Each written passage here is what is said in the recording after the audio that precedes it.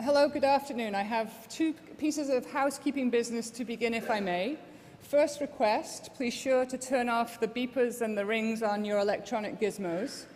And second, a request that there be no photography during this afternoon's event. Thank you. Good afternoon. My name is Louise Cowan, and as the Warden of Hart House, it's my great honor to welcome you to today's event with esteemed Professor of Linguistics, prolific author, political theorist and public intellectual, Dr. Noam Chomsky, who will speak to the state-corporate complex, a threat to freedom and survival. Before turning the floor over to Linda McQuaig, who will introduce our guest, I would like to tell you a little bit about Hart House and the Hart House Debates Committee, the student group co-hosting today's event with Science for Peace and the Near East Cultural Educational Foundation, and share with you in particular why we're so pleased to have the opportunity to host Professor Chomsky. The Hart House Vision Statement describes Hart House as a living laboratory of social, artistic, cultural and recreational experiences where all voices, rhythms and traditions converge. As the vibrant home for the education of the mind, body and spirit envisioned by its founders, Hart House encourages and supports activities that provide spaces for awakening the capacity for self-knowledge and self-expression. Hart House has always stood as the proud champion of education that extends beyond the lecture hall, and our vision statement expresses our commitment to offer richly diverse programming to provide students with entry points to find their voice, awaken their curiosity, challenge deeply held ideas, and negotiate emerging identities. Events such as today's lecture contribute to our goal and to the fabric of campus life by providing spaces for critical discourse and dissenting opinions, and for campus and community members to engage in vital conversations, thereby helping us all make meaning of the world around us. The Hart House Debates Committee, made up of students from across the university, focused their activities on creating opportunities for debate and dialogue on the important issues of the day. They are one of a number of student groups at Hart House who give voice to our vision through diverse programming, conceived and executed by students, for students, and the broader community. Over the past few years, the Debates Committee have hosted events on topics such as the limits of free speech, the criminalization of HIV status, gender testing in sports, Canada's role in Afghanistan, dealing with dictators, Sharia law in Ontario, as well as debates among political leaders at the provincial, the local, and the federal levels. Given this rich tradition, the committee is particularly pleased to host Professor Chomsky and, in so doing, provide an opportunity for students and members of the broader community to engage with his powerful critique of the current model of global capitalism. So without further delay, I'm pleased to invite Linda McQuaig to formally introduce Professor Chomsky. Linda McQuaig has earned a national reputation for taking on the establishment. The National Post called McQuaig Canada's Michael Moore. Career highlights include winning a National Newspaper Award for a series of Globe and Mail articles, which sparked a public inquiry into the activities of political lobbyist Patty Starr, eventually leading to Starr's imprisonment, and 2 Maclean's cover stories probing the questionable business dealings of Conrad Black. McQuaig has also taken on the prevailing orthodoxies in a series of books about politics and economics, including 7 national Canadian bestsellers. Her latest book, The Trouble with Billionaires, written with tax professor Neil Brooks, shows how the rise of an exceptionally wealthy new elite has far-reaching negative consequences for society. Please join me in a warm welcome for Linda McQuaig. Thank you.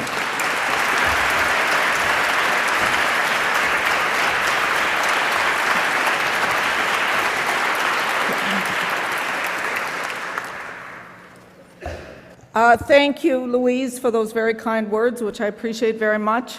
And thank you for that warm welcome. I just want to say how absolutely thrilled and delighted I am to be here introducing someone who for so long has been an icon and legendary hero to me. How does one introduce Noam Chomsky? My God. Just a few kind of highlights or a few kind of descriptions of him. He's been described as arguably the most important intellectual alive today by the New York Times, perhaps the most widely read voice on foreign policy on the planet. You can see these are superlative types of comments. He's been cited more often than any other living scholar. In fact, he's the 8th most cited source of all time, including Plato and Aristotle, Galileo, Descartes. Oh, and here's one that I've been told to throw in. He holds an honorary doctorate from U of T.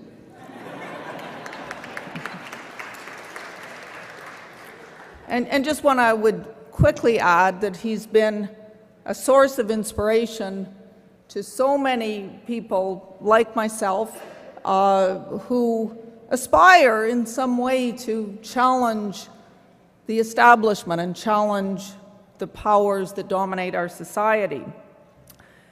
And yet, despite this huge impact he's had, being the 8th most cited person in the history of the world, it's fascinating to note that he kind of remains outside the mainstream. We see a huge crowd here today and many, many more who've been turned away.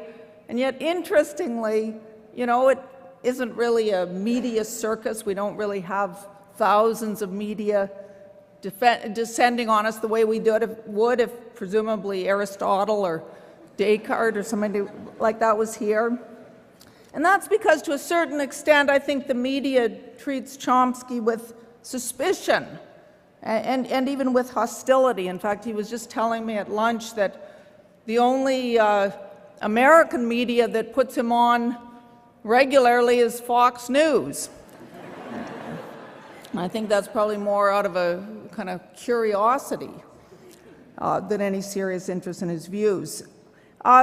Professor Chomsky started out, of course, in the field of linguistics. As a young professor at the Massachusetts Institute of Technology, he kind of revolutionized the field of linguistics. He's described often as the father of modern linguistics, and he's received enormous public recognition for the breakthrough work he's done in linguistics and continues to do as a leading thinker in this field, perhaps the leading thinker. But the fascinating thing is when he turned his focus from linguistics, where he was treated as an international superstar, when he turned that focus to political analysis and used that same formidable intellect that led to all those breakthroughs in thinking in linguistics, when he applied that to political analysis, the reception was very different. In fact, the reception was often very hostile. He started doing this in a very prominent way early in the days of the Vietnam War, and he challenged the American role in ways that people simply weren't ready for, or at least the elite was not ready for. And so the hostility that came at him is perhaps not surprising when you think of what Chomsky did. What Chomsky did and what Chomsky continues to do is to challenge and expose power, to expose what it's about, expose it in its full naked truth, and expose its goals and all the myths that surround it. So, for instance, he challenged the notion, the widely held and accepted notion, that what the U.S. was doing in Vietnam or what it's done in so many other countries was in some way kind of benign, and that it was about bringing good or helping other people or making the world safe for terrorists or whatever, that somehow the U.S. in its exercise of power was different than other imperial powers had been in the past. In fact, Chomsky has exposed relentlessly that both the United States and increasingly Canada, as we get on board with American activities abroad, shall we say, is in fact advancing specific interests in the way all imperial powers do, and that those interests are largely corporate interests. Now, in exposing this sort of thing, he also, of course, exposes the role of the intellectual, and this has been some of his most important work, the intellectuals, the academics, the media. He exposes their failure to challenge power, to specifically challenge the power of their own governments. In other words, they can be incredibly insightful and they can be incredibly tough when they go after the enemy. They can see the hypocrisy and the nakedness of the power of, let's say, the Soviets or the bureaucrats in Iran. But they are so often, the intellectual elite here, so often blind when looking at the actions of our own side. Our leading commentators, in fact, tend to be enormously soft on those in power here, and in fact tend to be apologists for power. In fact, Chomsky often compares them. He'll suddenly make the point that, that could have been spoken by somebody at Pravda. And by the way, when you hear that, at first it sort of jars you. But when you actually go through and read his stuff, it's so relentless, it's so meticulous, it's so careful. You come away realizing he's absolutely right. And when you do that, of course, you'll never feel the same about Peter Mansbridge again. And in doing this, of course, Chomsky's focusing on the abdication of responsibility on the part of intellectuals that on our side. When they see atrocities committed by our side in wars abroad, they talk about, well, things may have gone wrong, that shouldn't have happened, there was a little collateral damage. But in fact, what Chomsky so clearly shows is that this is part of systematic, ruthless exercise of power, advancing very specific interests of corporate power, and that it's done with an absolute, reckless, callous regard or indifference for people around the world. And in this way, by doing this, our intellectuals, in failing to pick up on what our elite is doing, is in a sense providing a sort of cover for them.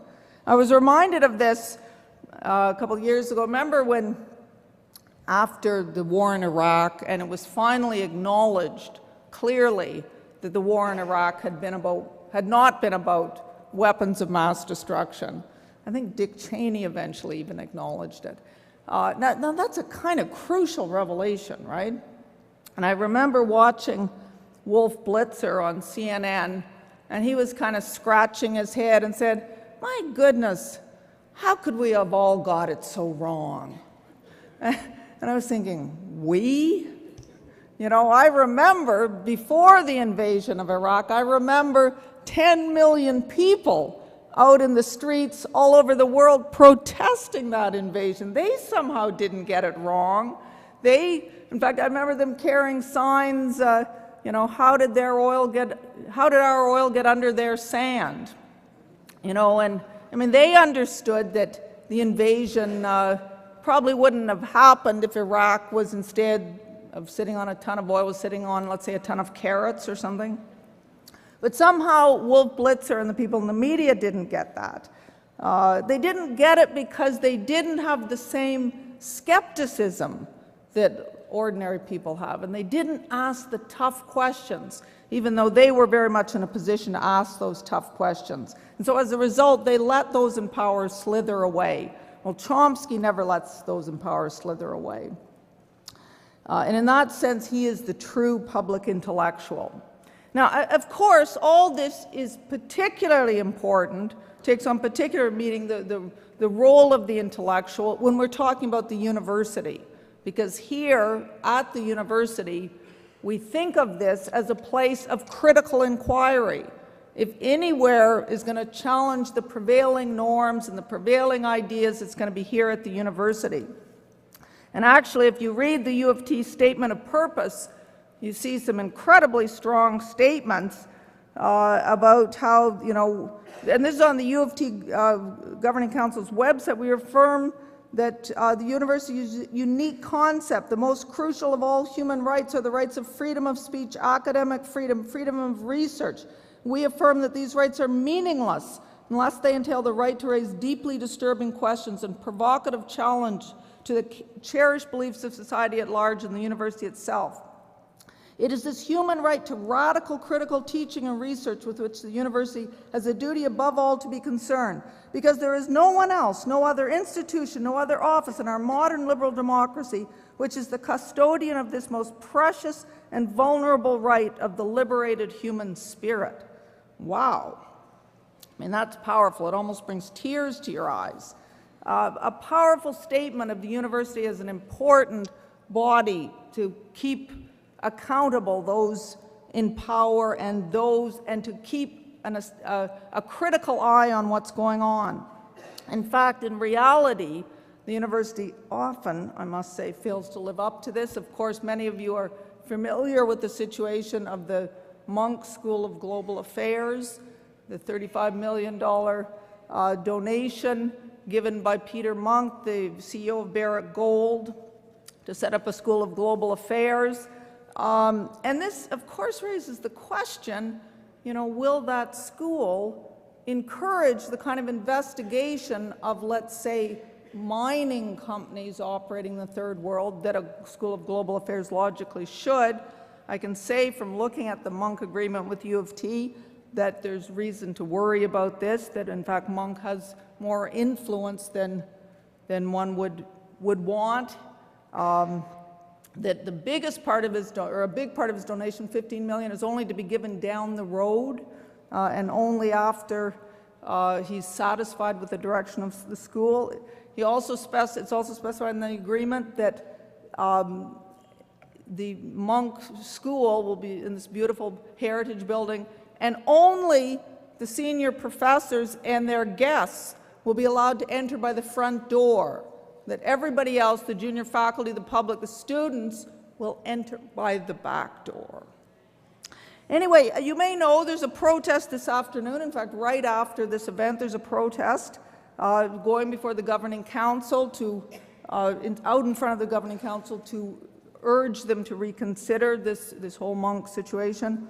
And Professor Chomsky has indicated that he plans to attend.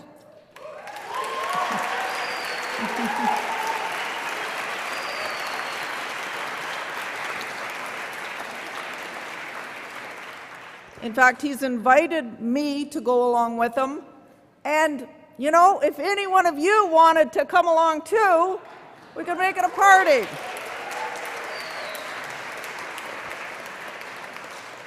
And I just want to point out that we will be entering by the front door. Now, I dropped off Professor Chomsky last night at his hotel after his speech out at U of T Scarborough, and I was struck by the fact that I pulled up and a taxi driver started honking at me, and I thought, oh boy, parked in the wrong place or something. And the guy was really insistent, and it turned out it was just he was so excited. There was Noam Chomsky, who he'd seen back in his native Greece years ago and always, remained a huge fan of. And this just kind of reminded me why Chomsky is, in fact, the most important intellectual alive today, that, he exposes those in power and the way they exercise and abuse power and the elites that cooperate and cover up for them. And he does all this in the public interest, in the interest of the common person. And I, more than any individual today, I think it can be truly said that Noam Chomsky speaks truth to power. I give you Noam Chomsky. Thank you very much.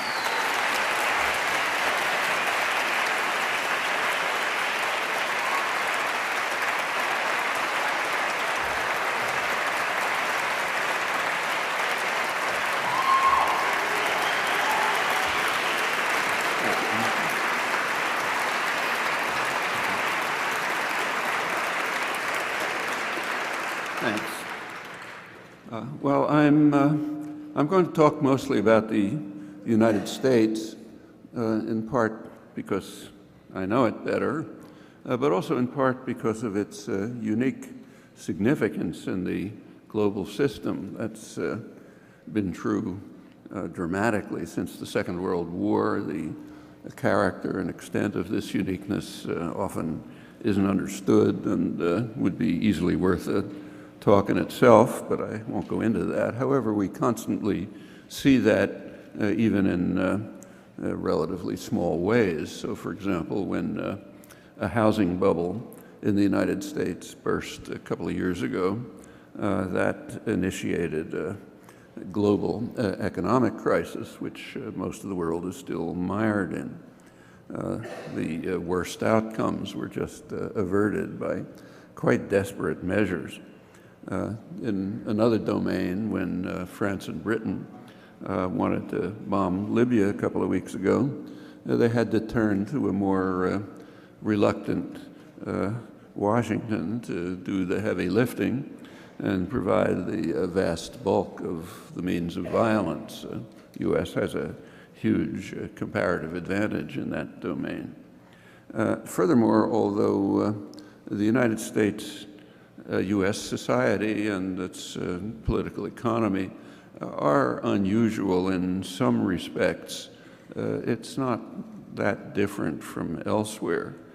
And in fact, developments within the United States over the years have often foreshadowed what is going to happen pretty soon in other industrial societies of the state capitalist world. Well, that world, in fact the whole world, is of course always changing, but there are significant continuities and they're worth bearing in mind. One continuity is that those who control the economic life of a country also tend to have overwhelming influence over state policy. And that should be a truism taught in elementary school. It was formed succinctly by Adam Smith in words that I've quoted before but are important enough to repeat. He, speaking of Britain, of course, he wrote that the principal architects of policy are the owners of the society. In his day, the merchants and manufacturers, the masters of mankind, as he called them, and they ensure that state policy serves their interest, however grievous the effect on others, including the domestic population, but primarily the victims of what he called their savage injustice abroad. And India was his prime example. That was early in the days of the destruction of India.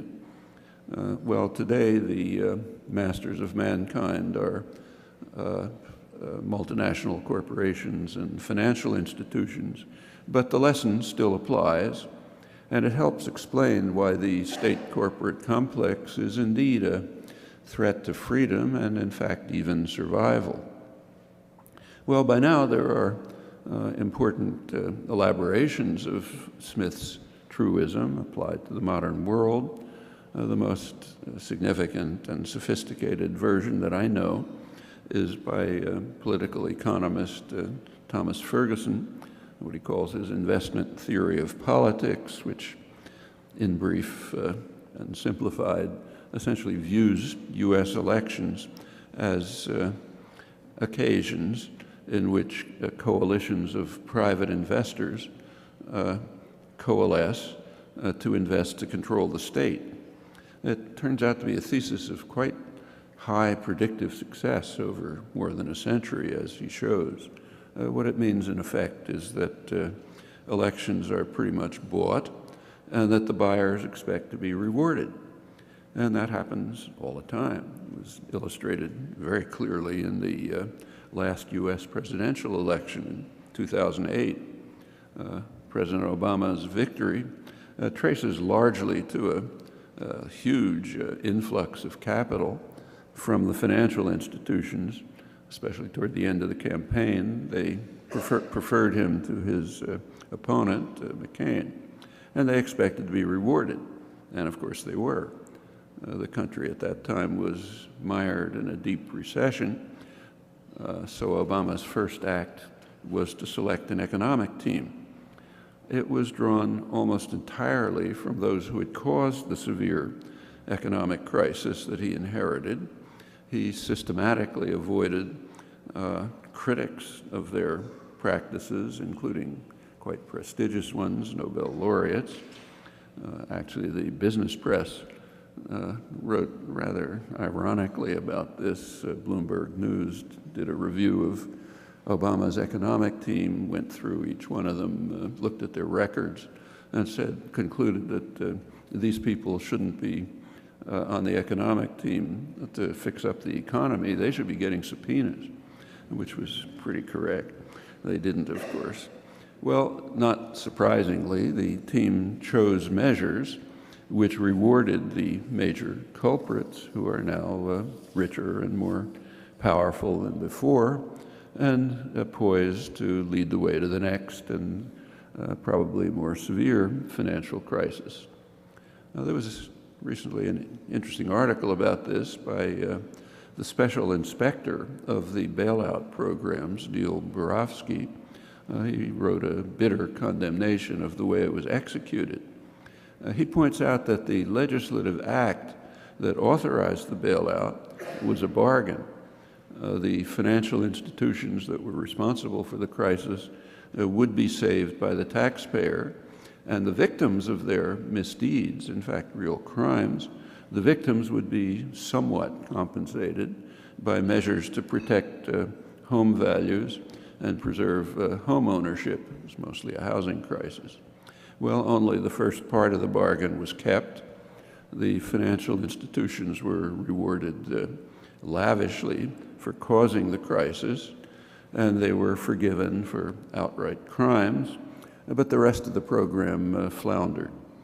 As Barofsky points out, I'm quoting him, foreclosures continue to mount, with 8 to 13 million filings forecast over the program's lifetime, while the biggest banks are 20% larger than they were before the crisis and control a larger part of the economy than ever. They reasonably assume that the government will rescue them again if necessary. Indeed, credit rating agencies incorporate future government market bailouts into their assessments of the largest bank.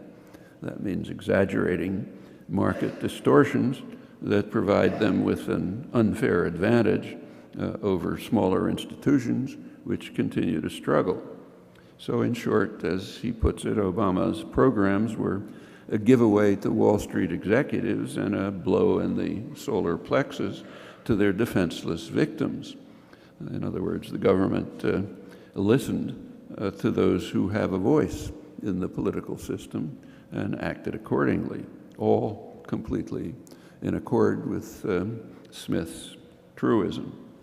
Well, there should be no surprises here. There are careful studies of Senate votes over a long period, and they show that the Senate is indeed responsive to a sector of the population, the top third in income. Actually, a closer analysis would show that it's a very small fraction of that top third. In contrast, there's no correlation at all between Senate votes and opinions of the middle third. For the bottom third, there is a correlation. It's negative.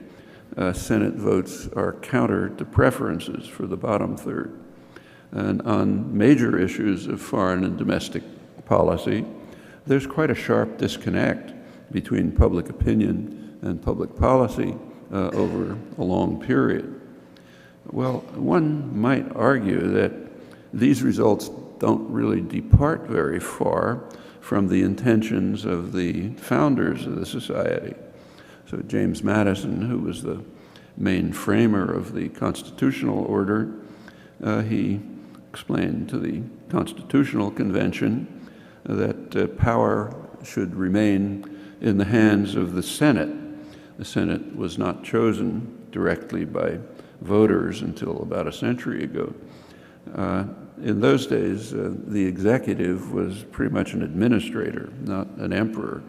And the House, third part of the system, which is closer to the public, had much more limited authority. And that's the way, in fact, it was set up. As Madison explained to the Constitutional Convention, the Senate represents the wealth of the nation, the more capable set of men, men who have respect for property owners and their rights, and understand that government must protect the minority of the opulent against the majority. That's quite accurate, something else that ought to be taught in elementary school. We should bear in mind, however, in Madison's defense, that his mentality was pre-capitalist. So he assumed that a senator would be, as he put it, an enlightened statesman and benevolent philosopher. The Senate would be a chosen body of citizens whose wisdom may best discern the true interests of their country and whose patriotism and love of justice will be least likely to sacrifice it to temporary or partial considerations. They would therefore refine and enlarge the public views, guarding the public against the mischiefs of democratic majorities. This is all rather like the noble Roman gentleman of the fantasies of the day. Actually, Adam Smith before him had a sharper eye. Well, it didn't take long for Madison to shift his thinking about this. As he viewed the early results of the democratic experiment, he had second thoughts. In fact, by 1792, just a couple of years later, by then he deplored what he called the daring depravity of the times, as the stock jobbers become the Praetorian band of the government, at once its tool and its tyrant, bribed by its largesses and overawing it by clamors and combinations, which isn't a bad description of today's political system and its social and economic correlates. Well, today, in the richest country in human history, 20% of the population qualify for food stamps. Real unemployment today is at the level of the Great Depression for much of the population, manufacturing workers, for example. And in fact, their actual circumstances are much worse than in the Great Depression, which I'm old enough to remember. Most of my family were unemployed working class, and the country was, of course, far poorer than it is today. But it was a hopeful period in many ways. There was a sense that people were doing something about it, and that times would get better. And indeed, they did, thanks to very active organizing, CIO, other things, and then an immense government stimulus, first during the war, then continuing through the post-war decades. Well, that's not true today. The jobs that are being lost are unlikely to return, at least under the current programs of the masters of mankind. Not graven in stone, but that's their programs. Well, while the population suffers, Goldman Sachs, which is one of the main architects of the current crisis, they're now richer than ever, and they have just quietly announced $17.5 billion in extra compensation for last year, with the CEO, Lloyd Blankfein, getting $12.6 million, while his base salary more than triples. And exactly as Borofsky said, they're poised to play the same game again. Why not? They can rely on the government insurance policy that enables them to safely engage in risky transactions, make huge profits, and they don't take into account what in the jargon of economics are called externalities, the effect of a transaction on others, crucially in their case what's called systemic risk, that is the likelihood that the whole system will collapse as a result of their risky and hence profitable transactions. And when it does collapse, as is anticipated, it's not a big problem.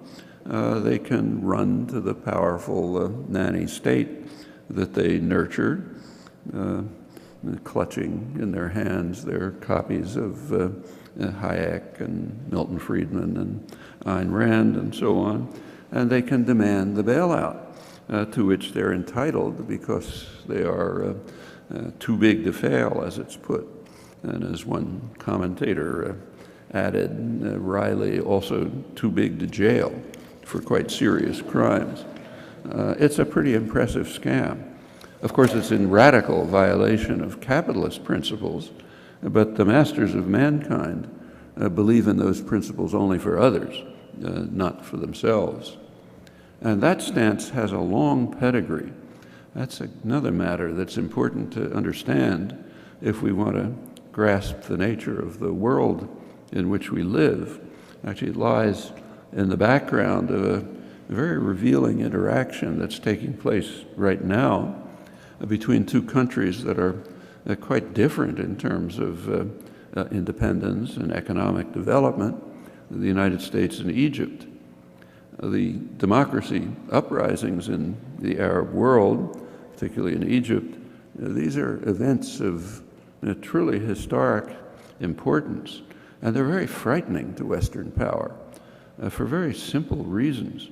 The West is certainly going to do whatever it can to prevent authentic democracy in the Arab world.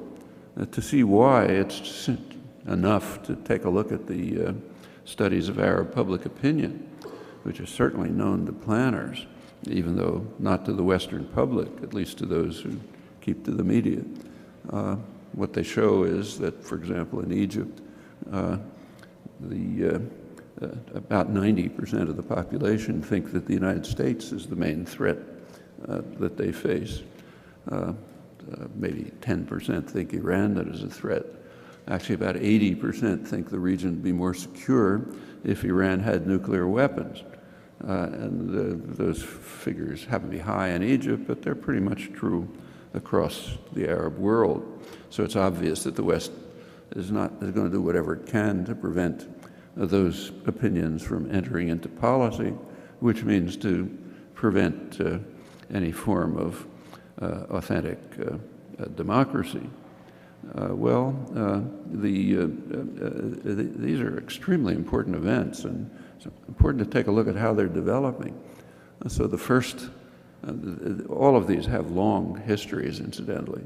So, for example, the Egyptian movement, you probably saw, was led by a group of young, tech-savvy people who called themselves the April 6th movement. Why April 6th? Well, that's a reference to a major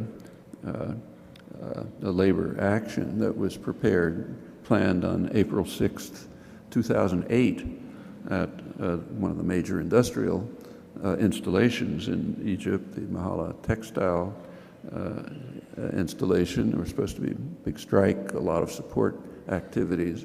I was crushed by the military dictatorship that we were supporting. Forgotten here, who cares, but not forgotten there.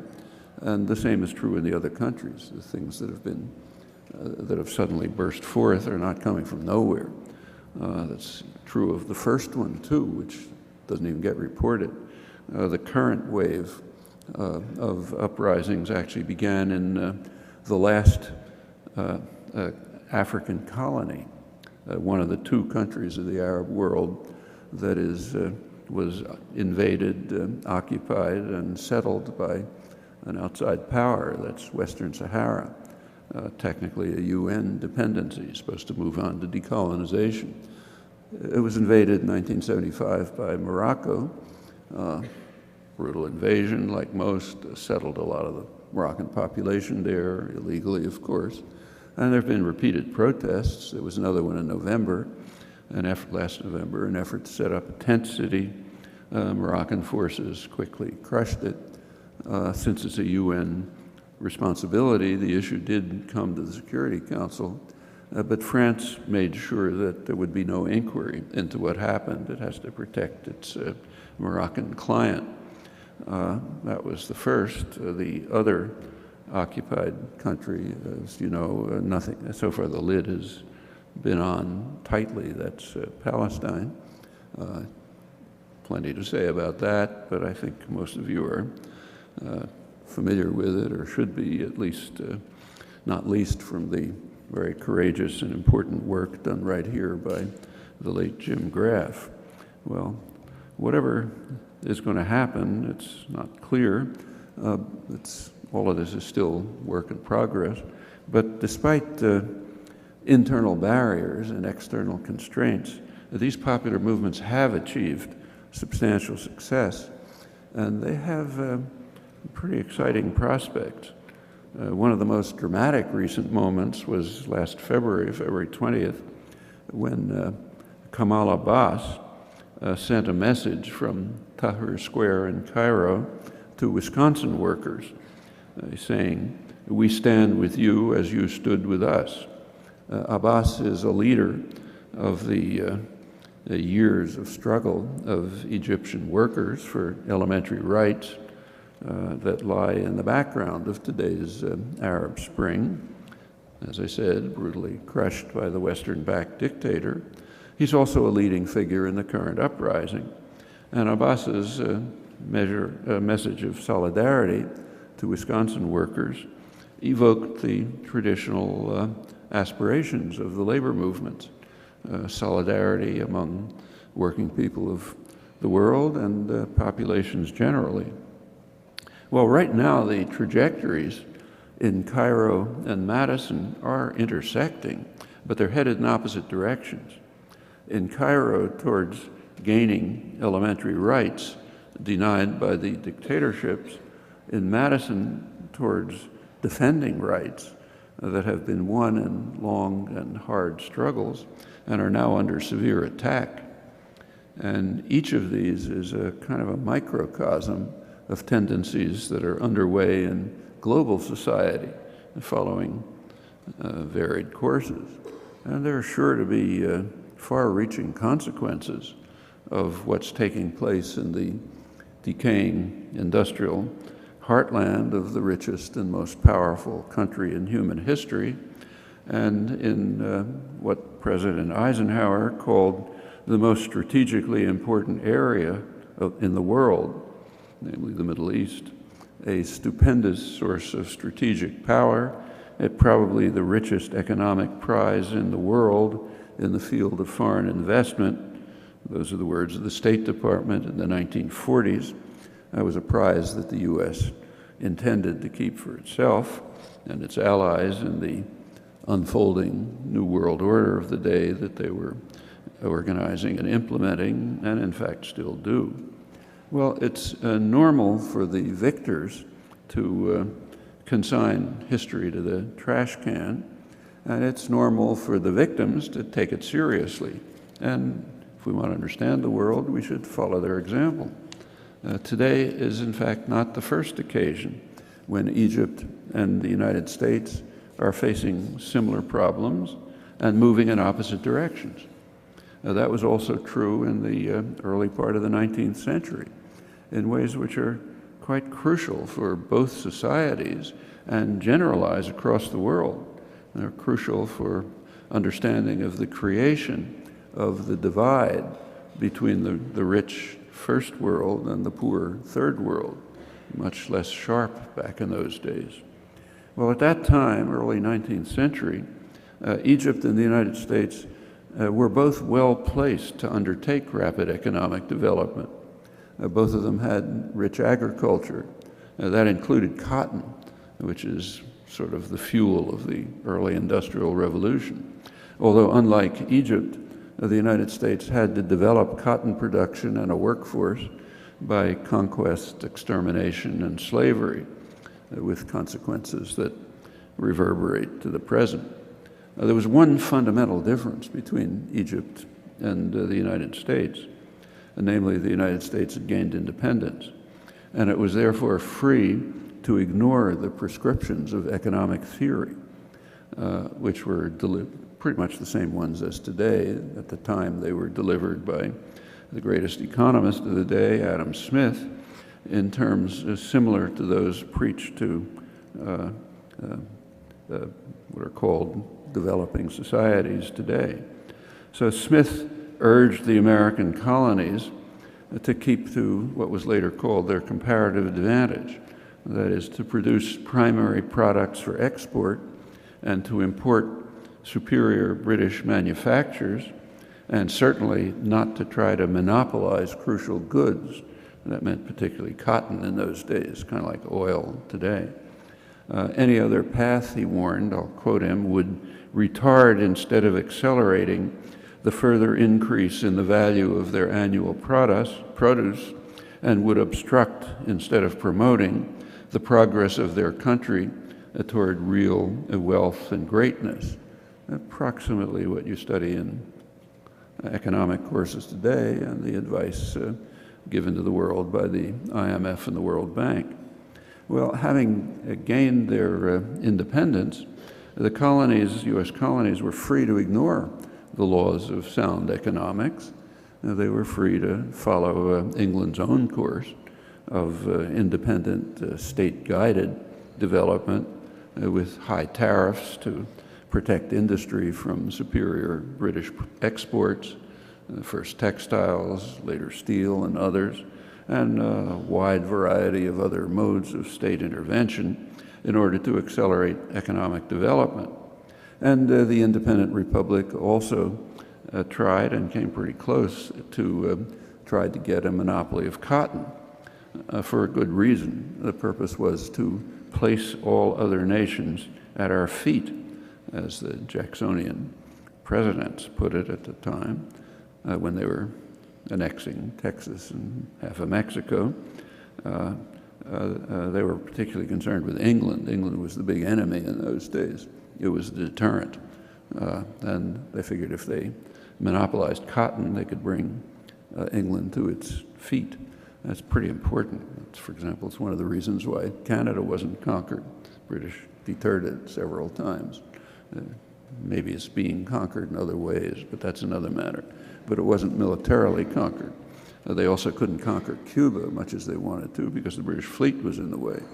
They did finally conquer it later in the century, 1898, under the pretext of liberating it, but actually conquering it.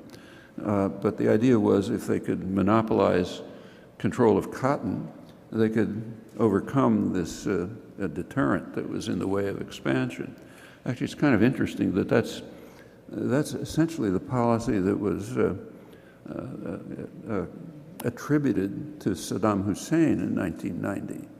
Ridiculous at that time. But if you look back at the propaganda at the time of the invasion, the pretext was, well, he's trying to monopolize oil and, to bring us all to his feet. I mean, it's totally outlandish. But what was charged, the crime attributed to Saddam Hussein is in fact one of the main ones that led to U.S. economic development.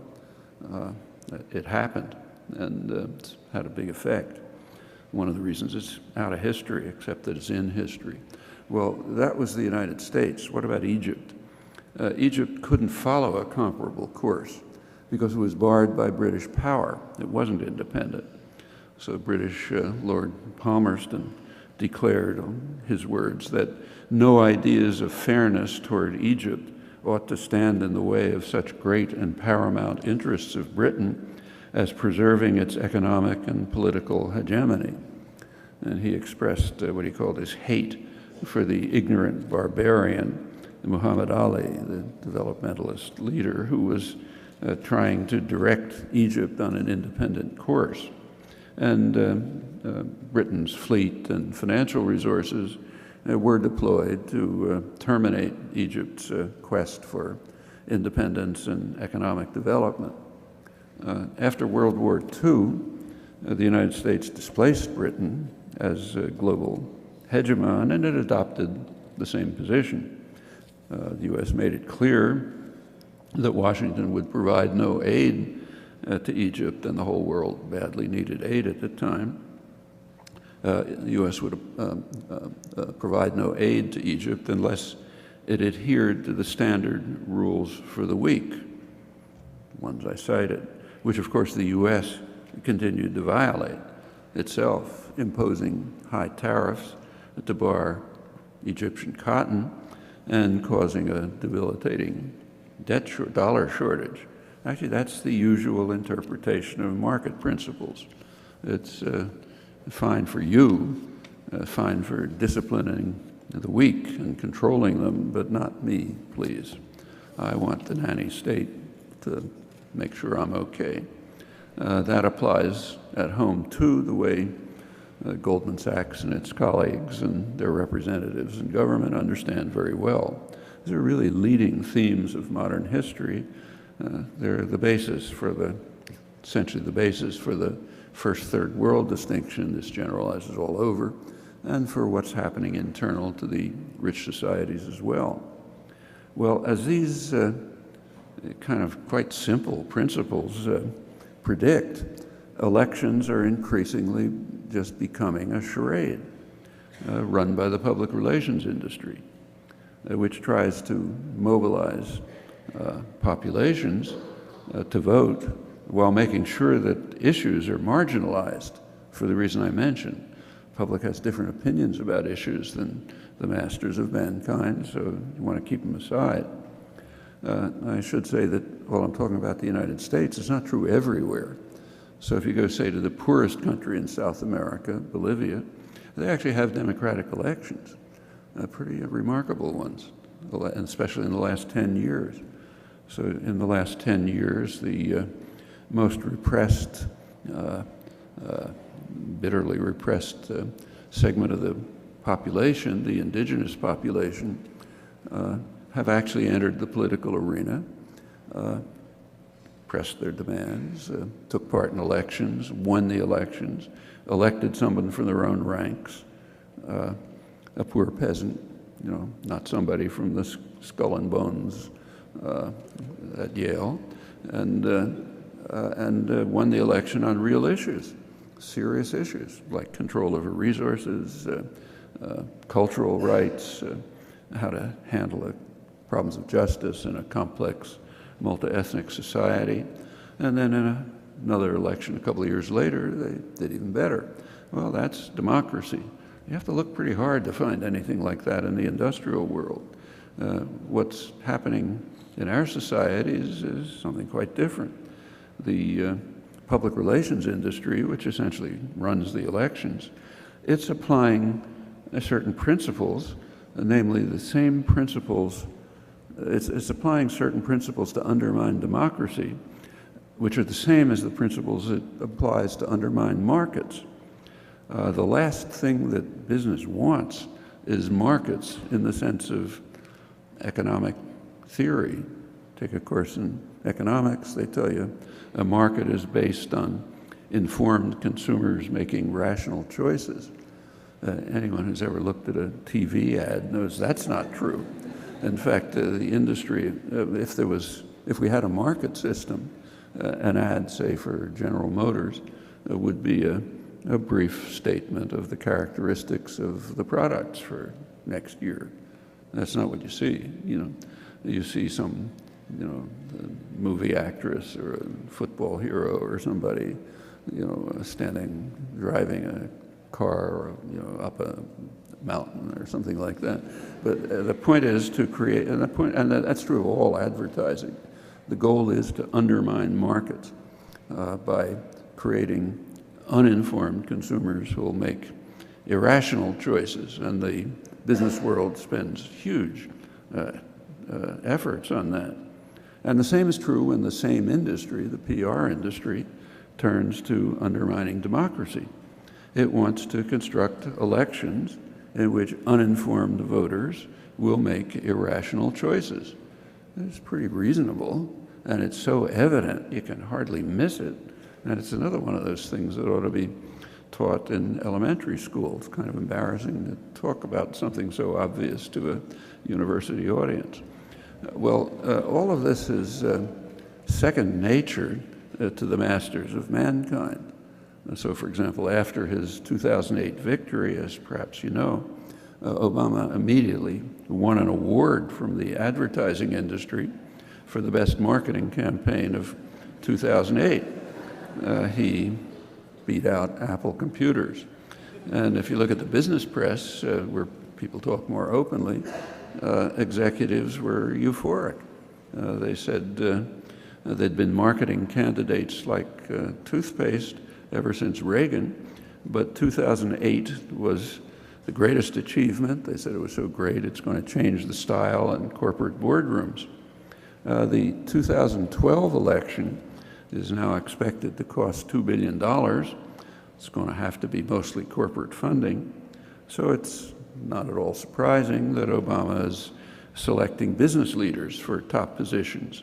The public is quite angry and frustrated, but unless Western populations can, say, rise to the level of Egyptians, they're going to remain victims. In the United States, the Republicans long ago ceased any pretense of being a traditional political party. They are so deep in the pockets of corporate America and the super rich, you need a telescope to find them. Democrats, who incidentally by now are mostly what used to be called moderate Republicans, so the Democrats there are not too far behind.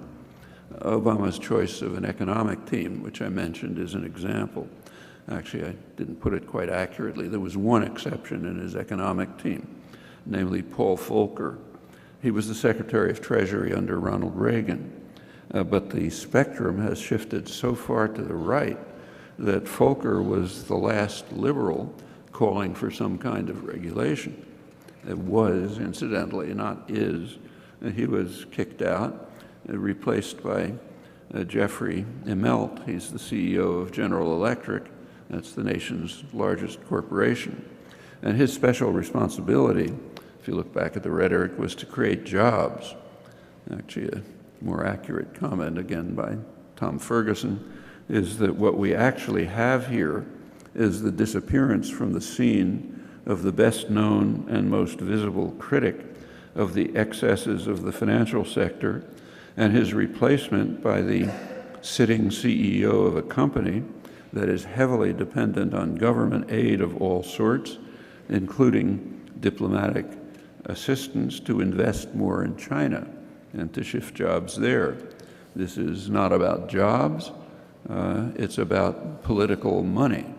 The White House knows it will need to raise about $1 billion for its re-election campaign. That's the context in which this and Obama's other recent appointments need to be judged.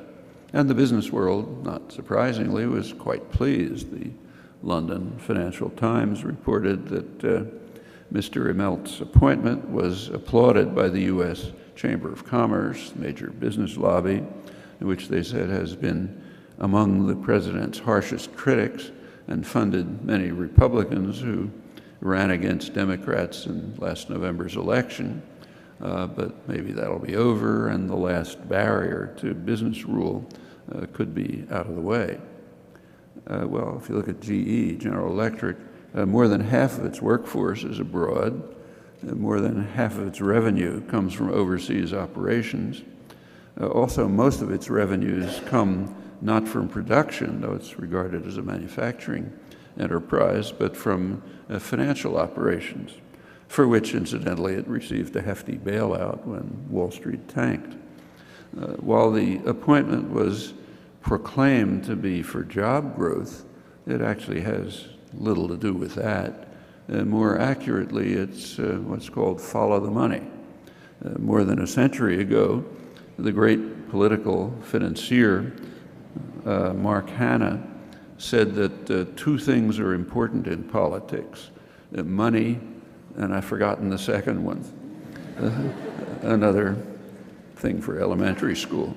That's far more true today, especially with the radical changes of the past 30 years, and they're important to understand. Now, these developments, roughly the last 30-odd years, they followed one of the major changes in world order in the modern period, namely the dismantling of the post-Second World War economic system, so-called Bretton Woods system, which had been designed by the victors of the Second World War, the United States and Britain. Basic designers were John Maynard Keynes for Britain and the New Deal economist Harry Dexter White for the United States. One central component of this system was regulation of currencies. In fact, that was part of the basis for the huge economic growth of the next couple of decades, the highest in history. Well, that was dismantled about 40 years ago. That was one factor that led to the huge explosion of financial speculation and the vast growth of financial institutions. At that time, they were small components of the economy, and they were mostly doing what banks are supposed to do in state capitalist systems, namely to direct unused funds, like, say, your bank account, to some kind of productive investment. That was then. By 2007, just before the great crash, they gained about 40% of corporate profits in the U.S. Their profits come mostly from complex financial manipulations, actions that have little or if any social or economic utility and are harmful to the economy and also to people in many ways. These practices would be sharply curtailed if capitalist principles were to prevail. They'd be curtailed by crashes and losing your money. But thankfully, there's no fear of that, at least for the rich. Another factor in the financialization of the economy was that the rate of profit in production was declining. So it was easier to make money by financial manipulations, of course, always with the protection of the nanny state. Closely related development was the offshoring of production. That's within a global trade system that is very carefully designed to set working people in competition with one another worldwide, along with a very high level of protection for wealth and unprecedented rights for investors. That's the usual interpretation of market discipline again. Fine for you, but not for me, please. These developments set in motion a vicious cycle of concentration of wealth, and with it, concentration of political power, again, in accordance with Smith's maxim. For the past 30 years, state corporate policy has been very precisely designed to accelerate this cycle. So inequality, as you probably know, has soared to the highest levels in U.S. history, but less known is that this is actually misleading. The radical inequality results primarily from the extraordinary wealth of the top 1% of the population. Actually, more accurately, the top 1/10 of 1%. It's a group so small that it's missed by the U.S. Census, which vastly underestimates inequality for this reason. It's been studied by economists.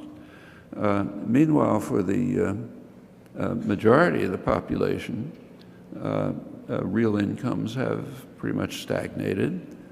People are getting by with heavier workloads, much more, say, than in Europe or even Japan, debt, and asset inflation, like the last housing bubble. The minuscule category of victors, and it is extremely small, that's primarily CEOs, hedge fund managers, and the like, and they use their political power to enhance the process. So tax cuts, for example, are carefully crafted to benefit the super rich. If you look back until around 1980, until Reagan, taxes in the United States were somewhat redistributive. It's according to the analysis of the Internal Revenue Service, as in most countries. That's what they're supposed to be. Since then, with a couple of blips, that effect has declined, and if other factors are introduced, like, say, tax havens and other evasion options, they redistribute upwards. That's carefully designed. So take, say, the Bush tax cuts 10 years ago, which are a huge burden on the economy. they were designed very carefully. They started the first year with a tax rebate to people, small rebate. So you get a couple $100 in the mail. And you think, this is great, tax rebate. But they were designed so that over the years, the benefits would shift towards the rich. And by the 10th year, when they were due to expire, more than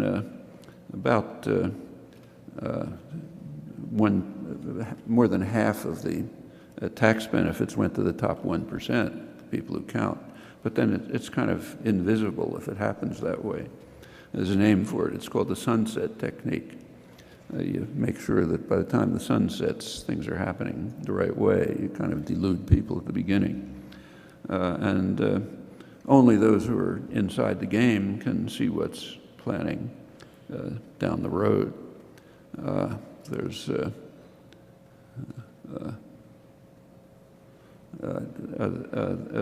These are perfectly normal kind of policies for the people who are called conservatives, who now want to make it permanent. Take a look at the front pages of the newspapers. They want to make these cuts permanent, but for jobs, the same as here. The reason we have to give a huge amount of money to the top 1% of the population, or a fraction of that, which spends it on whatever they feel like, is for jobs. Actually, there's an interesting change that's taken place in the English language in this respect. There is a word which has become obscene, so since there may be children in the audience, I can't say it, but I'll spell it. Profits. You're not allowed to say that. In fact, it has a pronunciation. It's called jobs. And that's kind of by now like routine. And that's what this is about. The same here. Well, all of this is, in fact, these kinds of things. That was the Bush tax cuts, but the same thing's happening right at this moment. Like the lame duck session of Congress. That means the session after the November election, before the next Congress takes office. Obama was greatly praised for his achievements during the lame duck session, statesman-like display of bipartisanship and so on. Praised by his own supporters, in fact. Well, there were some achievements. The main achievement was a tax break for the super rich. And I mean super rich, like I'm pretty well off, but I'm below the cutoff for that one. It was super rich tax cut. Of course, that increased the deficit, which is supposed to be the big thing we're worried about. Carrying that off required some pretty impressive footwork, but it was done.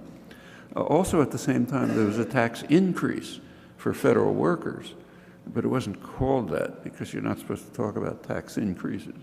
It was called a freeze. Think for 5 minutes, a freeze for maybe 5 seconds. A freeze for public sector workers is identical to a tax increase for them. So this is a tax increase for public sector workers disguised as a freeze. There was also a payroll tax decrease for Social Security. The Social Security is paid by working people, doesn't contribute anything to the deficit, contrary to what you read. Workers pay for it. And there was a decrease in that payment, which kind of sounds good. People need the money. But again, it was a Trojan horse. Take a look at the way it was designed. It was the sunset technique again. The freeze was carefully designed so that it ends right before the presidential election. Now, political figures understand perfectly well that with an election coming up, nobody's going to say, let's raise the payroll tax. So that essentially makes it permanent, which is a way to defund Social Security. Social Security is actually in pretty good shape, despite what everybody screams about. But if you can defund it, it won't be in good shape. And there is a standard technique of privatization, namely defund what you want to privatize. Like when Thatcher wanted to privatize the railroads, first thing to do is defund them. Then they don't work, and people get angry, and they want to change. You say, okay, privatize them, and then they get worse, you know. And in that case, the government had to step in and rescue it. But that's the standard technique of privatization. Defund, make sure things don't work. People get angry, hand it over to private capital. Well, that's the Social Security scam. If they can succeed in defunding it, and trying for decades, it's too popular to do much about, and very efficient, incidentally, minuscule administrative costs, you know, nothing like the outlandish privatized healthcare system. So it's kind of hard to get rid of, but if you can defund it, it might work out. That's the point of this decision in the lame duck session. And that's kind of important. Social Security, first of all, if it can be privatized, it's a huge bonanza for investors. There's a ton of money in the Social Security system. It's kept in a trust fund or invested in government bonds and goes back to working people. But if that can get into the hands of financial institutions, they can make a ton of money by using those funds to enrich themselves, and as usual, when the system crashes, to going back to the taxpayer to bail them out. So it's a great technique. Also, Social Security really has defects. Like it's of no use whatsoever to wealthy people. I mean, they may get it, but they're not going to notice it. It's a toothpick on a mountain, so who cares? But for a large part of the population, it's their means of survival. That's particularly true right now. People had a tremendous amount of their fake wealth, which they believed in housing. It was all a fake bubble, but they believed in it. It's what was used for borrowing, for education, for anything. That's gone. $8 trillion of it are gone.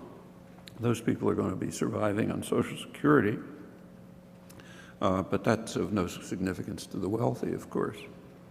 There's a kind of a deeper point.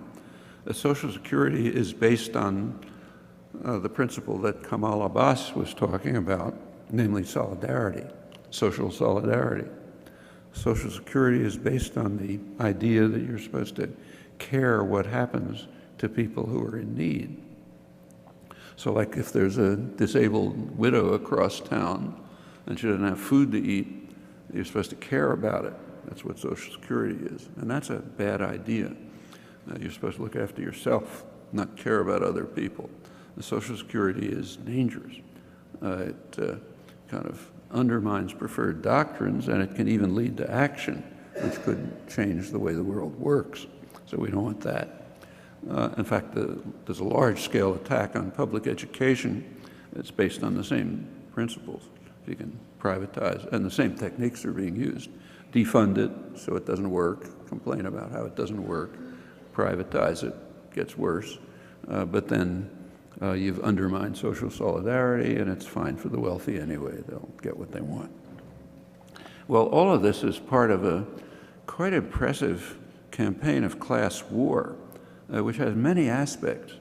A lot of them aren't immediately visible, but they're there. So, for example, the government sets rules on how corporations are run, what's called corporate governance. And the rules that have been set up during this passionate class war period, the rules are that CEOs can pick the boards that set their salaries, and that work out techniques like, say, stock options, which conceal short-term gain. And you can imagine how that works when you pick your own board. Well, there have been efforts to try to get this to be more transparent, but they were beaten back by Congress. Same is true of deregulation. During the period when New Deal regulations were maintained, there were no financial crises. System went along smoothly. Since Reagan, there have been regular financial crises, each one worse than the preceding one, but the rich and powerful make out fine for the reasons I mentioned. Public pays, rich benefit. Well, all of this is a kind of a new stage of state capitalism. Loyalty to firms is less and less necessary when the goal of management is short-term profits. which of course comes mostly from financial manipulations. So who cares about the firm? If it goes under, fine, I'm rich. Domestic unemployment is not a problem. So there's no need for a domestic workforce when Mexico and China and Vietnam and other sources of cheap and brutally exploited labor can be used as assembly plants, and they are assembly plants, China as well. Major industries increasingly have their workforces overseas, like General Electric, while I have to say that word, I'm afraid, sorry, while profits come home back to the pockets of a few. So take IBM, it's quite an interesting example. The business press recently ran a big article about them and said that correctly that IBM may strike many people as the quintessential American company, but over 70% of its workforce was outside the United States at the end of 2008. And the following year, while continuing to reduce its U.S. employment, the company announced a program to offer employees the opportunity to move their jobs to emerging markets. In other words, you have the opportunity to move to India, say, where you can live at a much lower standard of living. Nice opportunity, but that increases what's called the efficiency of the company, and it provides wealth for the masters. Now, if employees don't take this opportunity that is so benignly offered to them, they have options. They can join the people standing in line for food stamps. But IBM's a benevolent company, the article points out. They're offering to foot some of the relocation costs, so they're really nice guys. The report in the business press didn't explain why IBM should be regarded as the quintessential American company, but there are in fact good reasons. One is that IBM relied on the taxpayer for its wealth. That's how it learned to forget about earlier things like helping out Nazi Germany. But just in the recent period, it learned to shift from punch cards to computers, modern computers. It learned it at Pentagon-funded labs like MIT, where I work, for example. When finally, in the early 60s, the firm was able to produce its own fast computers, but they were too expensive for businesses, so the nanny-state stepped in to purchase them. Now, in general, a procurement by the state is a major device of taxpayer subsidy. Well, many years later, actually decades later, IBM was finally able to make profits in the market and was also able to spin off wildly successful enterprises like Microsoft and others, which also benefited amply from public subsidy. So indeed, it's true, it is the quintessential American company, and management is following sound economic principles in shifting employment abroad. What happens to the country is not their business. Well, it's worth noting that this really is new. Not very long ago, the long-term future of the firm was an important consideration for management, less and less so under modern forms of state capitalism. And rather interestingly, these issues were foreseen by the great founders of modern economics. Adam Smith, for example, he recognized and discussed what would happen to Britain if the masters adhered to the rules of sound economics, what's now called neoliberalism. He warned that if British manufacturers, merchants, and investors turned abroad, they might profit, but England would suffer. However, he felt that it wouldn't happen because these people the masters would be guided by a home bias. So as if by an invisible hand, England would be spared the ravages of economic rationality. Now that passage is pretty hard to miss. It's the only occurrence of the famous phrase, invisible hand, in Wealth of Nations, namely in a critique of what we call neoliberalism. The other leading founder of modern economics, David Ricardo, he drew similar conclusions. He hoped that home bias would lead, I'm quoting him now, would lead men of property to be satisfied with the low rate of profits in their own country rather than seek a more advantageous employment for their wealth in foreign nations. And he said these are feelings that I would be sorry to see weakened. Well, their predictions aside, the instincts of the classical economists were quite sound. Well, I mentioned before one well-known market inefficiency, effect of the market inefficiency of dismissing externalities, that is, the effect of a transaction on others. In the case of financial institutions, the externality that's dismissed is systemic risk, the risk that the whole system will crash as a result of some failed transaction. You don't take that into account when you make a transaction. Well, in that case, the taxpayer can come to the rescue, and it makes sure, then that way you can make sure that those who profit from risky transactions will be saved. But that's not always an option, and the consequences can be severe. In fact, perhaps awesomely severe. So nobody's going to come to the rescue if the environment is destroyed. And that it must be destroyed is close to an institutional imperative under contemporary state capitalism. Just think it through. Business leaders right now are conducting massive propaganda campaigns to convince the population that anthropogenic global warming, global warming because of human interference, is a liberal hoax. And they're succeeding. Like in the United States, probably 2/3 of the population believes this by now. Well, the CEOs who are running these campaigns, they understand what all of us understand. They understand that the threat is very real, very grave, that it'll destroy everything they own, it'll wreck the lives of their grandchildren. They know all of that. But they don't, as CEOs of a corporation, in that institutional role, they have no choice. They can pull out, of course. But if they stay there, they have to maximize short-term gain and market share. Actually, that's a legal requirement under Anglo-American law. If they don't do it, they'll be out and somebody else will come in who does do it. So it's an institutional property, not an individual one.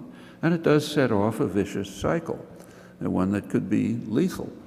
And to see how imminent the danger is, just have a look at the new Congress in the United States, the one that was propelled into power by large-scale business funding and propaganda. Almost everyone there is a climate change denier, and they've already been acting on those assumptions. They've been cutting the limited expenditures there are for dealing with environmental problems.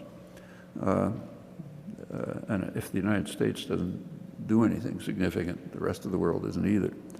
Well, worse than that, some of them are true believers. So, for example, the new head of one of these committees on the environment, he explained that global warming can't be a problem because God promised Noah that there wouldn't be another flood. Takes care of that. Well, if that was happening, like in Andorra or some small remote country, maybe we would laugh. But it's not laughable when it's happening in the richest and most powerful country in the world.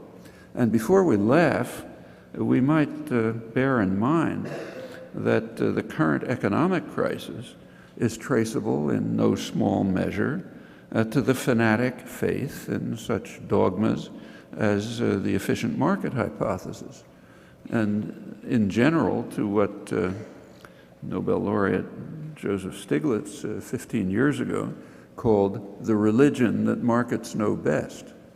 The religion made it unnecessary for economists and the Federal Reserve to notice that there was an $8 trillion housing bubble that had no basis at all in economic fundamentals, It was way off historical trends, and that devastated the economy when it burst. No need to look at it because we have the religion. Markets know best, so forget it. Well, all of this and that religion is resuscitated despite what happened. All of this and much more can proceed as long as the general population is passive, apathetic, devoted to consumerism, or maybe hatred of the vulnerable.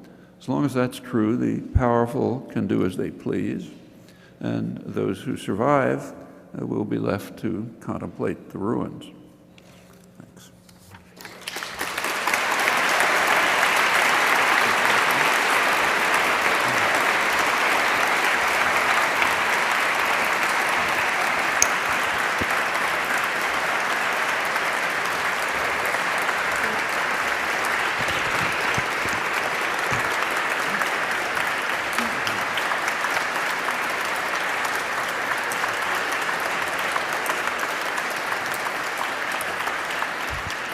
Thank you.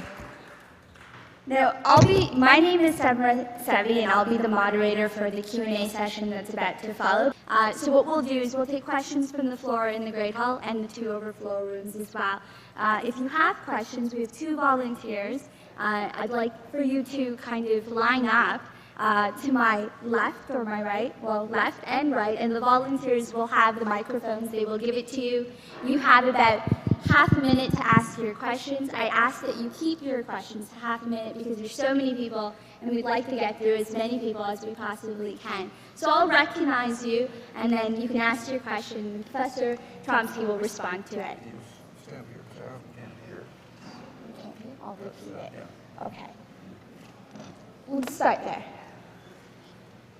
Good afternoon, Professor. My name's Aisha Imtiaz, and my question is actually in regards to the ambiguity that's surrounding the Goldstone report, in specific the retraction that has recently been documented. Professor, my question is that, in essence, is the Goldstone report in itself a retraction? Because the premise of the original allegations that were made in terms of Israel's utilization of white phosphorus, as well as the deliberate destruction of civilian communities. That is something that's a systemic part of the Israel foreign policy. So I just want you to sort of refer back and to perhaps comment on the fact that is the Goldstone report really, in essence, a retraction in itself? Thank you. Well, if you, actually I think, first of all, Goldstone did not retract the report. Read the statement. He, in fact, didn't mention anything, practically mentioned nothing that was in the report. That was pointed out right away by Human Rights Watch and others. He said he had changed, if he knew now what he'd known then, he said he would have written it differently. And then he talked about what he knows now. What he knows now turned out to be that Israel's conducting investigations. In fact, as Human Rights Watch pointed out, the investigations are totally meaningless. Nothing has come out of any of the investigations. One soldier was charged with, I think, stealing a credit card or something, and that's the result so far of the investigations. Well, it's not unique to Israel. That's what happens when countries investigate themselves. That's why nobody pays any attention. So like if Iran conducted an investigation of Iranian policy, we wouldn't even laugh. But Goldstone, for whatever his reasons may be, decided that that was important. That's it. Other than that, the allegations are exactly as they were. I should say, you may not notice, if you look at what I've written about this, I've never mentioned the Goldstone report, except for a few critical phrases, pointing out that it was a gift to the United States and Israel. Remember, that was a joint attack. It's the U.S. and Israel. We're not supposed to say that, but it was a joint military attack, and Goldstone gave him a gift. He wrote the mandate so as to exclude the only crucial issue. Did they have a right to attack? That's the crucial issue when some act of violence takes place. Well, he wrote the mandate to exclude that, and he explained why. He said, yeah, he thinks they had a right to attack. Well, okay, after you concede that, you're left with footnotes. like what can we discover long after the event about the nature of the attack. That's always used in bellow. It's always going to be indefinite. You know, who knows if there was some guy with a gun hiding behind the door and so on and so forth. I mean, even with that limitation, it's pretty damning. But the crucial issue was out, and it's worth looking at that crucial issue because they certainly did not have a right to attack. If they had fired a single pistol, single shot, it would have been a crime. And the reason is very simple. The discussion, you know, by Goldstone and the press and so on, it points out that a country has a right of self-defense, which is perfectly true and totally irrelevant. The question was, does it have a right of self-defense by force? That's a totally different question. Sure, everyone has the right of self-defense. So Russia had the right of self-defense against Afghanistan, and there was Afghan terror in the Soviet Union. But did it have the right to invade? That's the question, and the same question here. And the answer to that question is very straightforward. You do not have a right to use force unless you've exhausted peaceful means. That's both in law and in common morality, you know, whether it's family or international affairs. Were there peaceful means? Yeah, there certainly were. For example, Israel could have agreed to renew the ceasefire, which it broke. There was a ceasefire in place. Israel broke it November 4th by invading Gaza. During the ceasefire, as Israel officially concedes, there wasn't a single Hamas rocket. Well, there were offers to renew the ceasefire. Israel considered them, decided to ignore them, choosing instead to invade. And again, that's the U.S. Israel. That's a crime. That's the major crime. That's the reason why, at least personally, I never even cited the Goldstone report, except as in this the way I mentioned. There's plenty of serious allegations in it, but they're missing the main point. It's like, say, discussing Russian crimes in Afghanistan while not asking, did they have a right to invade? Well, you know, once you give that away, it's kind of footnotes. Okay, so we'll take another question on that side, and then we'll move over.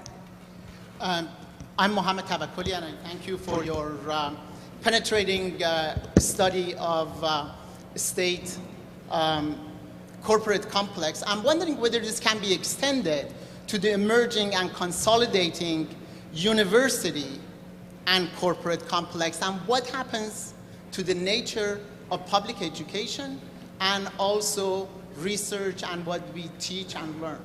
Yeah, a very live issue right here, in fact, with the Monk proposal for the Global Affairs Institute. Yeah, it's a serious problem, but we have to remember that when you talk about funding for the university, it's always coming from the outside. The universities do not produce commodities for sale. Okay, they're not profit-making institutions, at least they shouldn't be. They're supposed to meet other goals, the ones that Linda quoted from the very eloquent statement of University of Toronto. Well, since it's a parasitic institution by its nature, it's going to get funding or it won't survive. Well, in a decent society, it would just be a public obligation to ensure the healthy survival of institutions that meet those fine ideals. Well, we're not a healthy society, so that doesn't happen, and therefore you have to look for other sources of funding. For a long time, go back not too far, say when I was a student, you know, not ancient history for me at least, public education was free. So, I mean, I happened to go to a private college, but you know, it costs almost nothing. I could $100 actually could get a scholarship, and the public institutions were publicly funded. Now, since the 1970s, that's changed radically. By now, in the United States, in most states, more than half of the funding for the public universities is coming from tuition. Okay. Now, what that does is impose a huge debt burden on students, and that has a function. It traps them. It's a mode of indoctrination and control. If you come out of college with $100,000 in debt, you're controlled. Maybe you wanted to become a public interest lawyer, but you're going to have no choice but to go to a corporate law firm. And once you go to a corporate law firm, you get absorbed in the culture, and it's often running. And the same is true in everything else.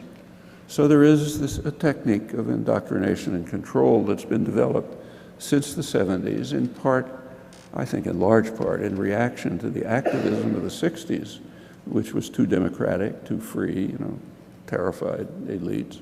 And there are all sorts of techniques of control that are being restored, and this is one of them. Well, that's undermining public education, funding coming from tuition. It's not the way it's supposed to work. Also, it restricts it pretty much to the wealthy who can pay it. What about corporate funding? Well, corporate funding, like, say, the Munk Foundation, has its problems, serious problems.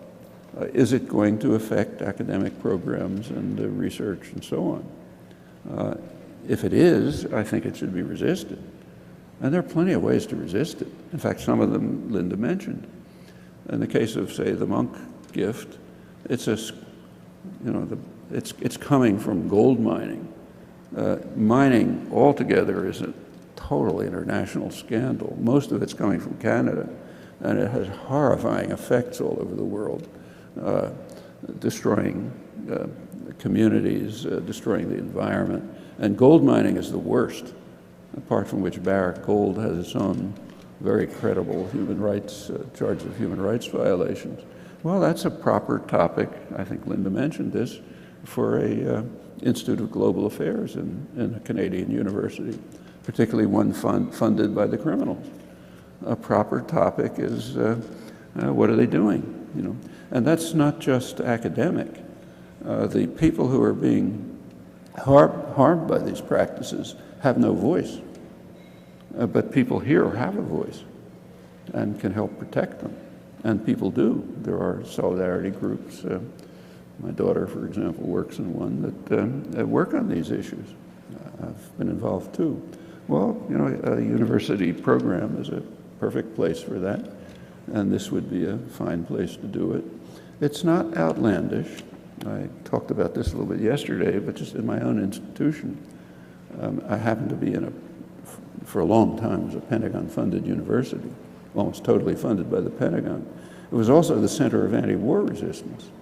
I don't mean protest, I mean resistance, real resistance. So a number of us were facing prison terms and so on.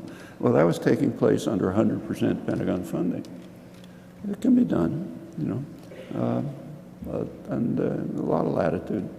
But the fact that there's going to be external funding is essentially inescapable. If the society does not recognize it as just an obligation to sustain free and independent institutions, well, it's just going to have to come from somewhere else. All right, so we'll take 2 questions to my left, and then we'll look into the overflow rooms. Mr. Chomsky, first of all, it's my pleasure to see you in person. As you know, some South American countries like Bolivia, Venezuela, and Ecuador are moving towards a more democratic and just society, and that alone creates enemies. Powerful corporations and countries related to them try to discredit them. In turn, they try to have alliances with different countries and progressive people in the world. What concerns me is that when these South American countries get close to countries with history of human rights abuse and brutal dictatorship, wouldn't that partly negate their purpose of creating support, especially amongst the people under repression and also progressive people in the world? Yeah, I understood most, but not the last part. Did you understand? Could you repeat the last part? What I mean is that when they get close to countries, when who gets close? The South American countries, Yeah. like Venezuela, Yeah. Bolivia, when they get close to countries that have history of human rights abuse, Yeah. and also brutal dictatorship. What do you mean get close to? Politically, economically, politically. So like if Venezuela gets close to Iran, for Exactly. example? Yeah. Then, Okay. So wouldn't that negate the fact that the people that are in those countries under repression, they wouldn't be able to support the countries that so people in Iran would not Exactly. support Chavez, let's Exactly. say. Exactly. Yeah, I suppose so. But what am I supposed to do about that? I meant what is your opinion in regards to this kind of a, Should, problem? let's take, say, Brazil. Chavez is everybody's whipping boy, so let's put that aside. If he says 2 words, you have to attack it. So let's take Brazil, the most admired country in the South, the most popular political leader, in the modern world, Lula. Lula was very supportive of Iran. Okay, the United States was furious. In fact, Brazil and Turkey, the major regional power, infuriated the United States by working out a deal with Iran to handle the problem of the production of fissile materials. It was kind of interesting that Obama had favored that. In fact, the United States immediately denounced it, but as soon as they did, the Brazilian Foreign Ministry released a letter from Obama to the president urging him to proceed with this. The reason surely was that Obama assumed it would fail and then it could be a weapon to beat the Iranians over the head with. When it succeeded, they were furious and they immediately rammed through an almost meaningless UN resolution to try to undercut it. But it's true that Brazil was supportive of Iran in this respect. It tried to, along with Turkey, major regional power, it tried to find a way to get out of this crisis. Both Iran and Brazil and Turkey, incidentally, are increasing economic relations with Iran. So Turkey, for example, has announced at around the same time that it's tripling trade. They opened a pipeline to Iran. Now they're trying to integrate Iran into some sort of a regional system. Well, okay, I mean, we can decide whether we like that or not, but I don't see the problem with it. I'm in favor of it. I think they ought to be doing that. So I'm not sure I understand what the problem is. What about the Iranian people? Should the Iranian people support the fact that Turkey and Brazil are trying to find a resolution for the nuclear issue and increasing trade? I suspect they probably do support that. Remember that you're Iranian? Yeah, so you know better than I do that in Iran, there's overwhelming support for the nuclear energy program. Almost everybody supports it. So if somebody's finding a way to get around the conflict, I imagine they'd think that's fine. They don't want to be bombed. As for increasing trade, well, you have to ask them, but I wouldn't be surprised if it's a popular move. On the other hand, if it's supporting the repression, that's a different story. But I don't think Brazil or Turkey is doing that. Actually, we might ask ourselves while we're on this, what's the issue about Iran? Okay, it's a big issue. I mean, that is the issue, the leading issue in U.S. foreign policy. The leading issue is the Iranian threat. Now this is called the year of Iran. We got to deal with the Iranian threat. Everybody's hysterical about it. One thing you don't see discussed is what is the Iranian threat? Okay, try to find a discussion of that. Actually, we have an authoritative answer to that question. It's just not reported.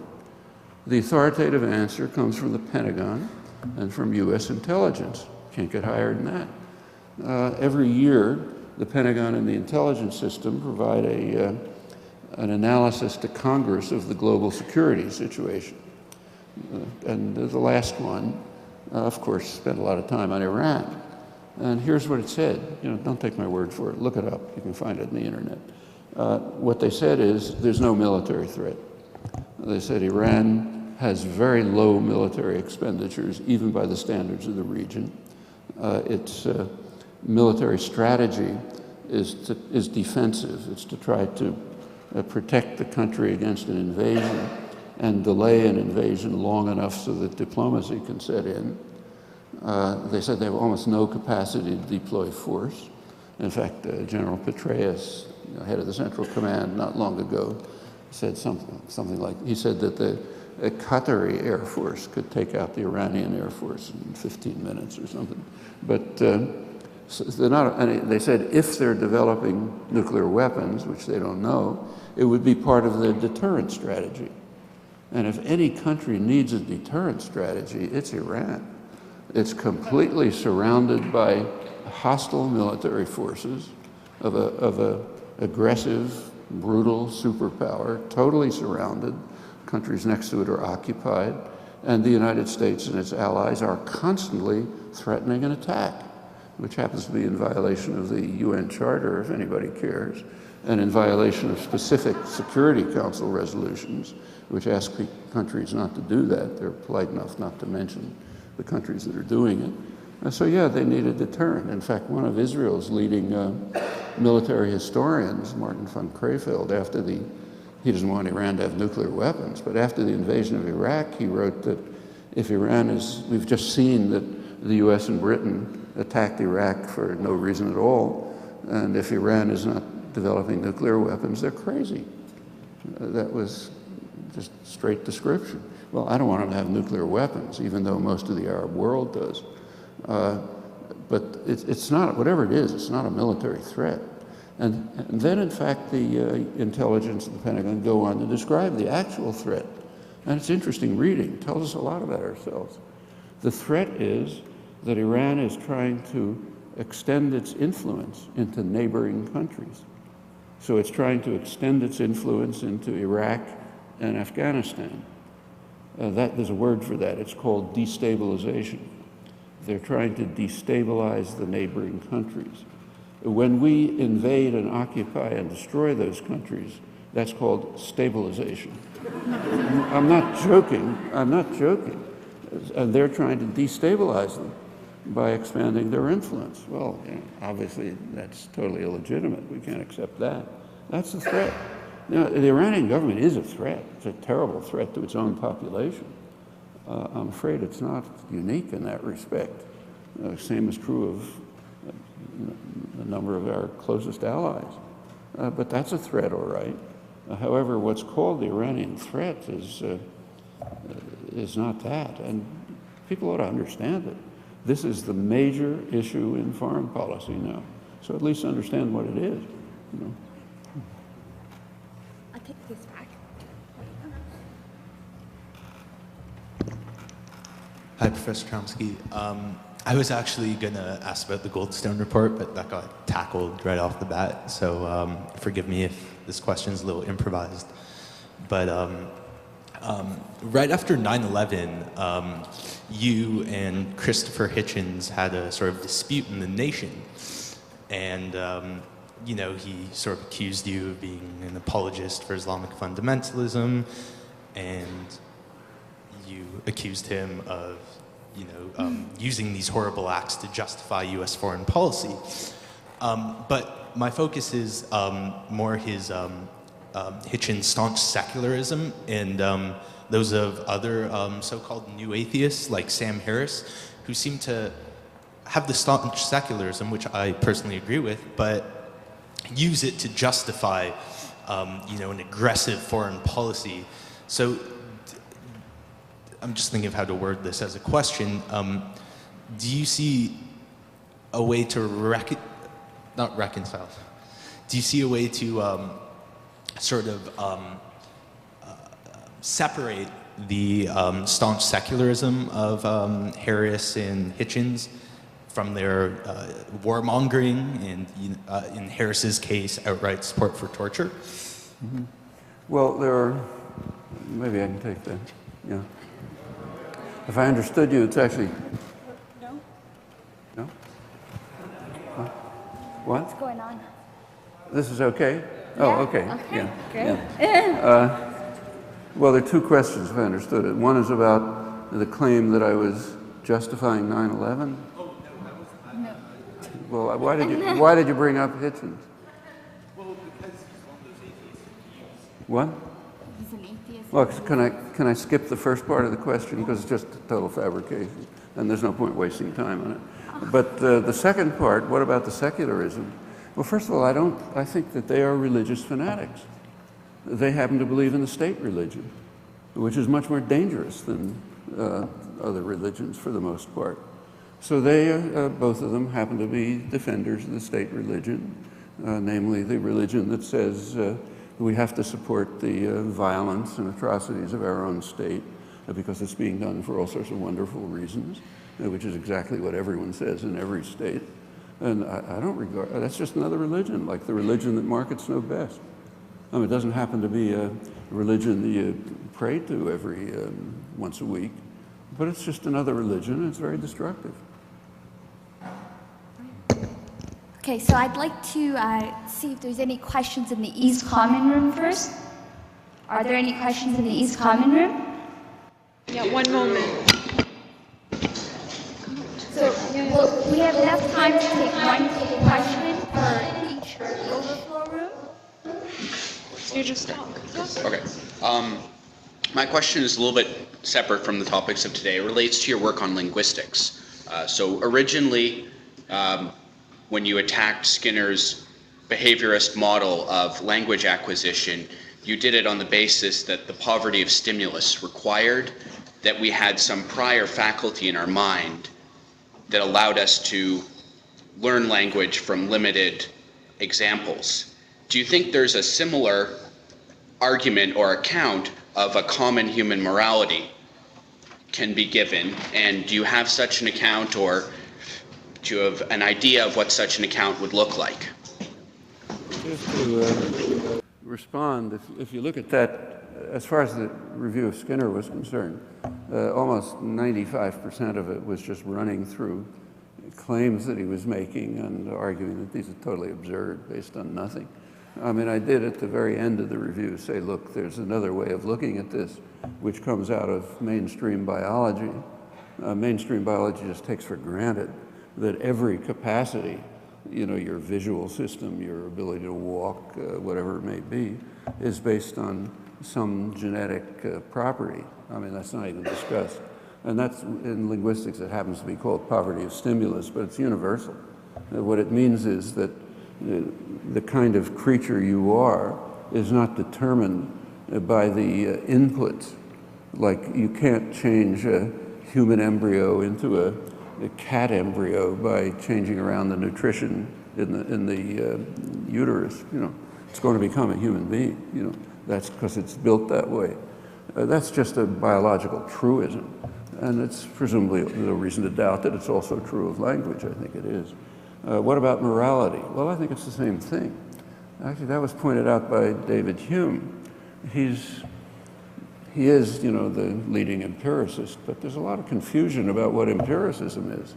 The empiricists, like Locke and Hume and others, contrary to illusions, they believed in innate structure. And the reason is they were not idiots. I mean, of course, everything that happens comes out of innate, in a large part, out of innate structure. Well, what about morality? Hume couldn't give much of a proof, but he said, he just made some observations, which are correct. He said, look, we're constantly making moral decisions in new situations, and they're pretty consistent, and other people pretty much comprehend them, and so on. Well, if we're doing that, it must be that we have some principles that are lying behind it. And the principles can't be picked up by induction. In fact, in his view, nothing can. It's all what he called animal instinct. It's coming from animal instinct. That's what's now called genetic endowment. So genetic endowment is determining our capacity to gain knowledge, understanding, develop moral principles, and so on and so forth. And I think that's I don't see how that can be false. Well, the next problem is to try to go on and find out what they are. Well, there's plenty of work on that. That's in fact a large part of the content of the classical moral philosophy.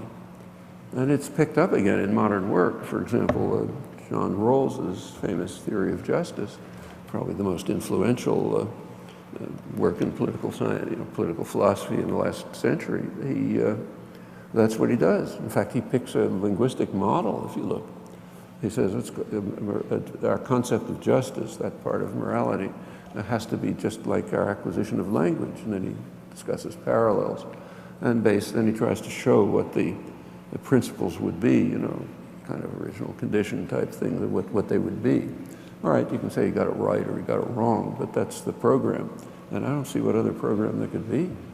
Now, there is more contemporary work, recent work, proceeding further with this. There's even empirical studies by now of children's moral judgment, comparative moral judgments in different societies, and some theoretical structure about what might lie behind them. Well, yeah, that's empirical inquiry into the nature of, into what our moral nature is. But that it must be there, I think, is pretty obvious, even from Hume's comments. Okay, great. So we'll take one question from the debates room. 1 second, please. Yeah. Hello, Mr. Chomsky. I'd just like to thank you, first of all, for coming and for answering more questions than Stephen Harper seems to be answering on his election cycle. I'd just like to ask, you've discussed a lot, the title of your talk today was the state-corporate complex. You've made your views pretty clear in the long term that you think that a libertarian socialist solution is a practical one for society. You've called it a natural extension of classical liberalism. In the short term, what do you see involving the usefulness of programs like campaign finance reform and things of that nature, simply for the short term? In the short term, what is the use of things like finance reform, for example? That's right. Yeah.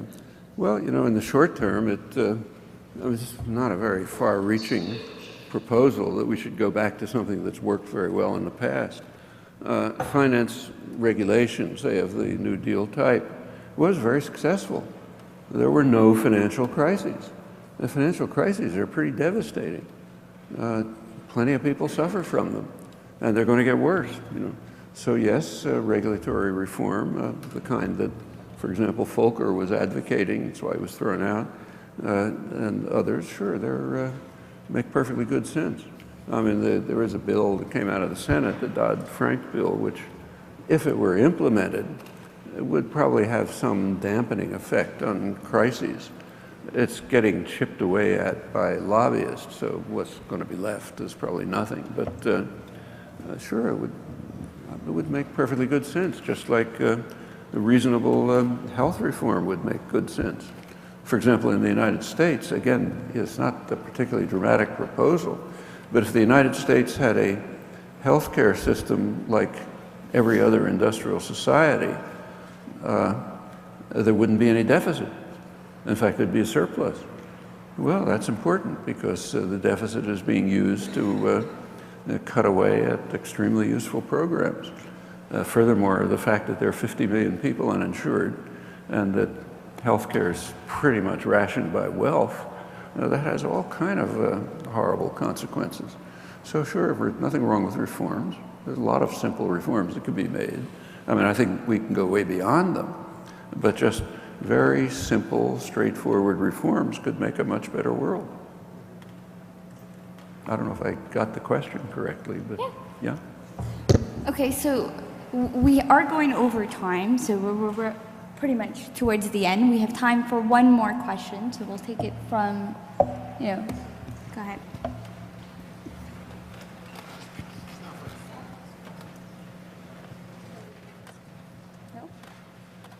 Yeah, is that good?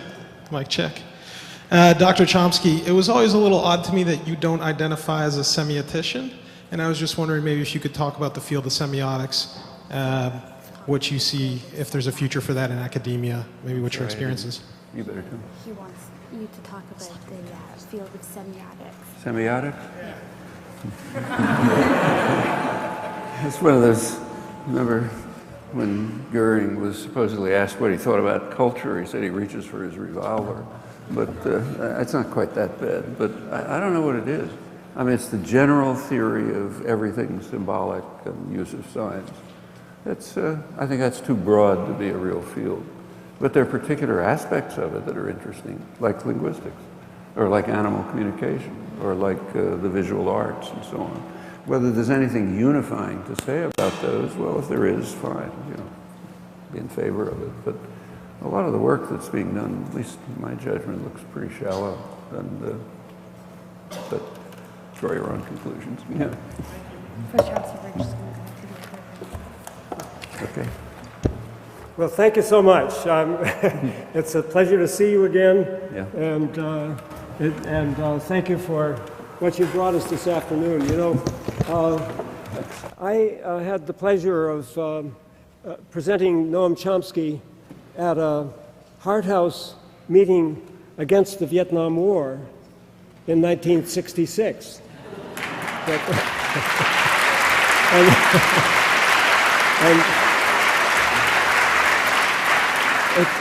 It's really nice to see him still rolling along, eh? Hart House has contributed a huge amount to the possibility of this meeting. Many of the volunteers and the central organization, and I want to point out another aspect of history, that Hart House is represented here by Louise Cowan, the warden, by Linda McQuaig. Did you know that she was an undergraduate debater in the Hart House Debates Committee? And by Semra Sevi, who pulled all of this together, who did a lot of the chairing here this afternoon, all of whom would have been forbidden prior to 1970, because under the bequest, it was an all-male institution. And I think we didn't plan it this way, but it's a happy coincidence that three women are the face of Hart House this afternoon. And I also want to thank all the others who helped us out. Bev Stoll in Massachusetts, planning Noam's trip, and our many volunteers, and the two organizations, Science for Peace, of which I'm a representative, and Near East Cultural and Educational Foundation, of which I'm also a member. And our material is outside. I urge you to take a look at it, not only because we were good hosts, which I hope we were, but because, as Professor Chomsky reminds us, of the challenges and opportunities of the present, which our masters in corporations and government refuse to face or to tell the truth about. We must take their place. We must find the truth and act on it. And I invite you all to come forward with us in this.